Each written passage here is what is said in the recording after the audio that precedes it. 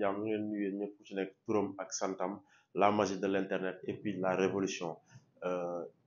bëggee ñu ngi jaajëfal bépp technicien bi nga xamante ne mu ngi wax ci électricité ci kàllaama wolof di jàngale électricité ci kàllaama wolof maanaam di expliquer yenn technique de câblage yi ci kàllaama wolof loolu c'est une révolution bien vrai que on l'a commencé en 2018 avec notre chaîne électricité en wolof mais gis nañ ñi nga xamante ne tey ay professeurs lañu ay kii ñoo ñu ëpp yenn niveau yi mais ñu ngi exprimer wu ci wolof ci yenn technique de câblage yi donc dëkk noonu lay développer en fait dëkk yëpp seen làkk seen li ñu nàmb ci lañ seen kàllaama la ñuy valoriser bu ñu ko valoriser donc seen i doomu dëkk dañ ci mën jëriñu di mën di capter vite fait donc c'est la magie de l'internet mais aussi comme on dit on peut pas tuer une idéologie xalaat kenn mënu ko rey la preuve bu ñu jëlee sukkandikoo si ay ñoom Frantz Fanon ñoom influencé nañu ay Patrice Lumumba ñoom influencé nañu yeneen génération donc une